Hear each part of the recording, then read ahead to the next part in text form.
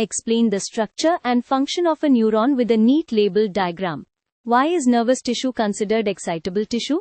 चलो, let's use a simple diagram to make the relationship easier to see. पहले हम goal clear कर लेते हैं. हमें न्यूरॉन का स्ट्रक्चर भी बताना है, फंक्शन भी, और एंड में रीजन भी देना है कि नर्वस टिश्यू को एक्साइटेबल क्यों कहते हैं. इस ऑर्डर में लिखेंगे तो आंसर क्लीन और स्कोरिंग बनेगा. न्यूरॉन को आप बॉडी का कम्युनिकेशन सेल समझो. इसका डिजाइन ऐसा होता है कि मैसेज रिसीव भी हो, प्रोसेस भी हो और फिर आगे ट्रांसमिट भी हो.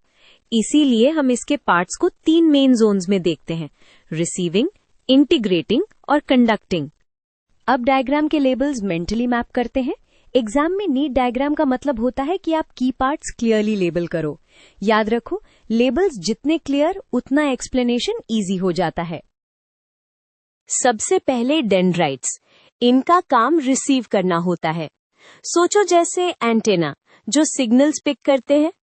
ज्यादा ब्रांचिंग का फायदा ये है कि न्यूरॉन मल्टीपल सोर्सेस से इंफॉर्मेशन कलेक्ट कर सकता है.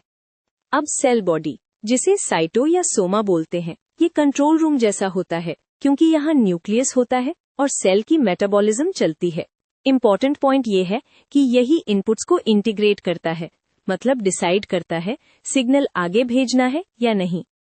सेल बॉडी से जो लॉन्ग वायर निकलती है वो एक्सॉन होता है. एक्सॉन का मिशन सिंपल है, इम्पल्स को डोर तक कैरी करना.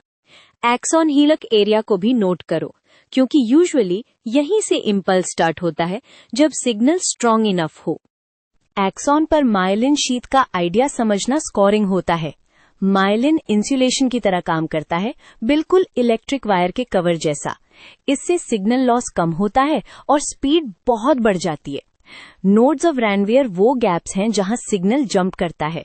इसी को सॉल्टेटरी कंडक्शन बोलते हैं. फाइनली एक्सॉन टर्मिनल्स, ये एंडिंग्स मैसेज को नेक्स्ट सेल तक पास करने के लिए डिजाइन होती हैं.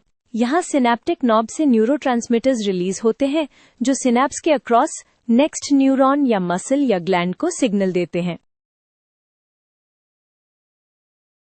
अब फंक्शन को एक फ्लो की तरह बोल देते हैं ताकि एग्जामिनर को डायरेक्शन क्लियर दिखे. क्वेश्चन आपसे फंक्शन पूछ रहा है तो सिर्फ पार्ट्स लिस्ट करना इनफ नहीं होता, आपको बताना होता है सिग्नल का रूट क्या है. अब last part, excitable tissue. Nervous tissue को एक्साइटेबल इसलिए कहते हैं क्योंकि ये स्टिम्युलस आते ही इलेक्ट्रिकल चेंज जनरेट कर सकता है. न्यूरॉन की मेम्ब्रेन आयंस को कंट्रोल करती है और जब थ्रेशोल्ड क्रॉस होता है तो एक्शन पोटेंशियल बनता है.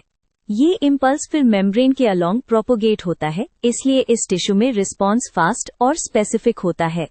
अगर आप एग्जाम में कंक्लूडिंग लाइंस लिखो तो आंसर कंप्लीट लगता है. एक लाइन स्ट्रक्चर का पंच और एक लाइन एक्साइटेबल का रीजन. बस आपका रिस्पॉन्स वेल राउंडेड हो जाता है.